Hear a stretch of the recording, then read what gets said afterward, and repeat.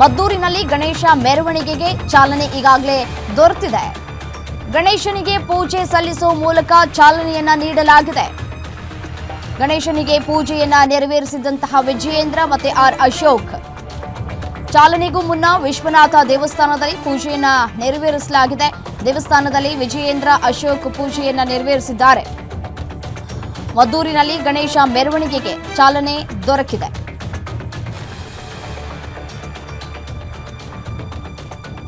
Details ಕೊಡ್ತಾ ಹೋಗ್ತೀರಿ. ರಾಧಾ ಹಿರೇಗೌಡರ ನೇರ ಸಂಪರ್ಕದಲ್ಲಿ ಜಾಯಿನ್ ಆಗಿದ್ದಾರೆ. ಮೇಡಮ್, ನೀವು ಎಲ್ಲಿದ್ದೀರಿ? ಈಗ ಏನಾಗ್ತಾ ಇದೆ ಸ್ಥಳದಲ್ಲಿ? ಡೀಟೇಲ್ಸ್ ಕೊಡ್ತಾ ಹೋಗೋದಾದ್ರೆ.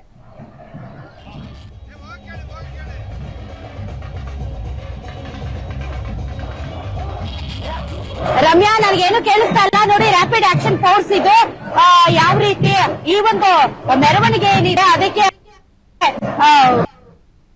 ಫುಲ್ ಇದು ಭದ್ರತೆಯನ್ನ ಒದಗಿಸುವ ನಿಟ್ಟಿನಲ್ಲಿ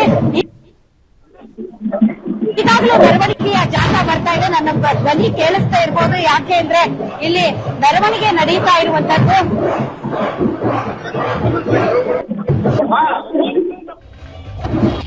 ರೈಟ್, ಸಂಪರ್ಕ ಸಾಧ್ಯ ಆಗ್ತಾ ಇಲ್ಲ. ಬಿಕಾಸ್ ಯಾಕಂದ್ರೆ ಸಾಕಷ್ಟು ಸಂಖ್ಯೆಯಲ್ಲಿ ಜನ ಸೇರಿರುವಂತಹ ಸಂದರ್ಭದಲ್ಲಿ ನೆಟ್ವರ್ಕ್ ಇಶ್ಯೂಸ್ಗಳು ಕೂಡ ಆಗುವುದು ಸರ್ವೇ ಸಾಮಾನ್ಯ.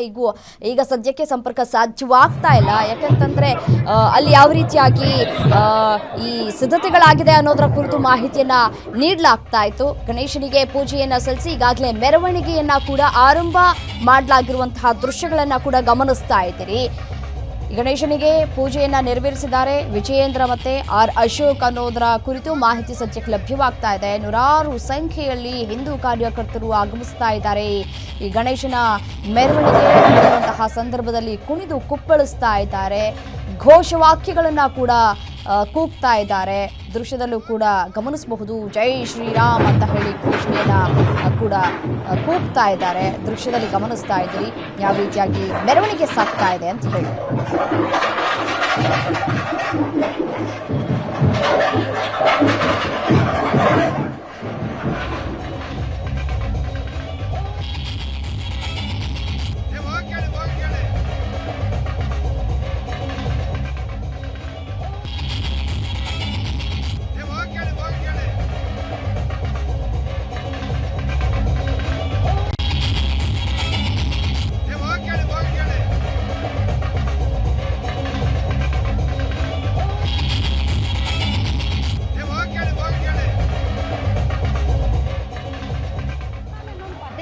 ಫೋನ್ ಮಾಡ್ತಾನೆ ಇದ್ದಾನೆ.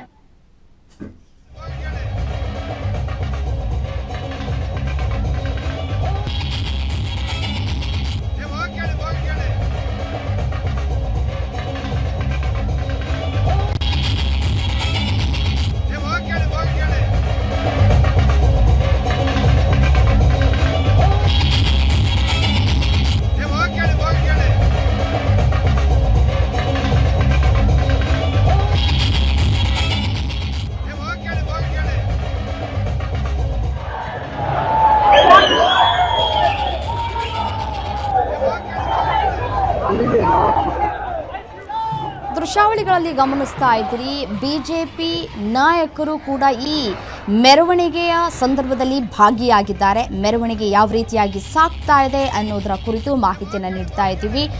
ಎಷ್ಟರ ಮಟ್ಟಿಗೆ ಜನ ಸೇರಿದ್ದಾರೆ ಒಮ್ಮೆಲೆ ಅಂತ ಹೇಳಿ ಗಮನಿಸ್ತಾ ಇದ್ದೀರಿ. ಈ ಸಂದರ್ಭದಲ್ಲಿ ಬಿಗಿ ಪೊಲೀಸ್ ಭದ್ರತೆಯನ್ನು ಕೂಡ ಈಗಾಗಲೇ ಒದಗಿಸಲಾಗಿದೆ.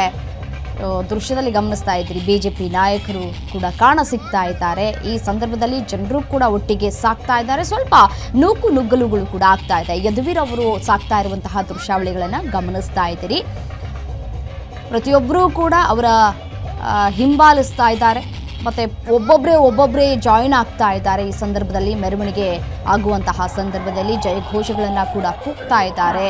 ಜೈ ಶ್ರೀರಾಮ್ ಅಂತ ಹೇಳಿ ಘೋಷಣೆಗಳನ್ನು ಕೂಗ್ತಾ ಇದ್ದಾರೆ. ಮತ್ತು DJ ಸದ್ದುಗಳನ್ನು ಕೂಡ ನೀವು ಕೇಳಿಸ್ಕೊಳ್ಬಹುದು ಯಾವ ಪರಿಮಟ್ಟಿಗೆ ಈ ಸೌಂಡ್ ಇದೆ ಅಂತ ಹೇಳಿ. ಮತ್ತು ಅಲ್ಲಿ ಈ ಲೈವ್ ಕೊಡುವಂತಹ ಸಂದರ್ಭದಲ್ಲೂ ಕೂಡ ಅವರು ಏನು ಮಾತನಾಡ್ತಾ ಇದ್ದಾರೆ ಅನ್ನೋದು ಒಂದು ಕ್ಷಣ ನಮಗೂ ಕೂಡ ಕೇಳಿಸೋದಿಲ್ಲ. ಅಷ್ಟರ ಮಟ್ಟಿಗೆ ಜನಸಂಖ್ಯೆ ಇದೆ ಮತ್ತು ಅಷ್ಟರ ಮಟ್ಟಿಗೆ ಸೌಂಡ್ ಕೂಡ ನಾವು ಕೇಳಿಸ್ಕೊಳ್ಬಹುದಾಗಿರುವಂಥದ್ದು.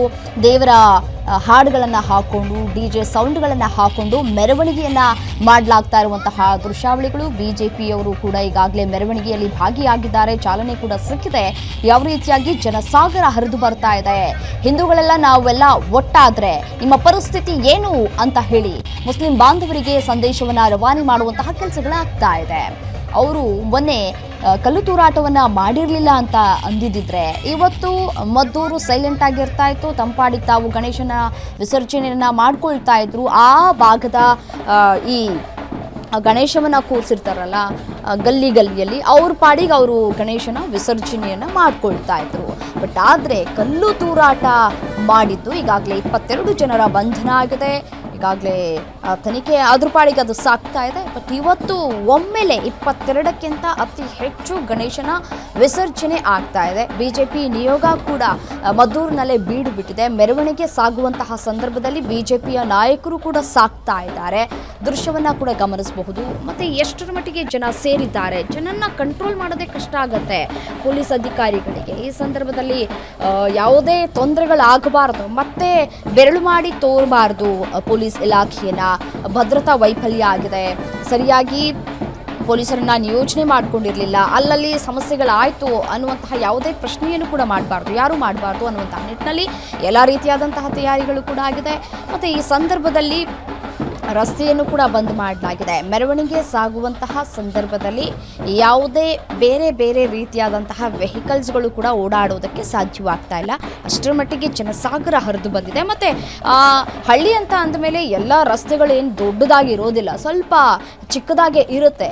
ಆ ಚಿಕ್ಕ ಜಾಗದಲ್ಲಿ ಸಾಗಿ ಹೋಗಬೇಕು ಅಂತಂದರೆ ಜಾಸ್ತಿ ಸಮಯವನ್ನು ಕೂಡ ತೆಗೆದುಕೊಳ್ಳುತ್ತೆ. ಇಷ್ಟೊತ್ತಿಗೆ ಗಣೇಶ ವಿಸರ್ಜನೆ ಆಗತ್ತೆ ಅಂತ ಏನು ಟೈಮ್ ಬಾಂಡಿಂಗನ್ನು ಕೂಡ ಯಾರು ಕೂಡ ಹಾಕ್ಕೊಂಡಿಲ್ಲ. ಪೊಲೀಸ್ ಇಲಾಖೆಯೂ ಕೂಡ ಹೇಳಿಲ್ಲ ಅಂತ ಕಾಣಿಸುತ್ತೆ, ಟೈಮ್ ಬಾಂಡಿಂಗನ್ನು ಕೊಟ್ಟಿಲ್ಲ. ಬಟ್ ಆದರೆ 12 ಗಂಟೆ ನಂತರ ಈ ಶೋಭಾಯಾತ್ರೆ ಆರಂಭ ಆಗುತ್ತೆ ಅನ್ನೋದರ ಕುರಿತು ಡೀಟೇಲ್ಸ್ ಸಿಕ್ಕಿತ್ತು.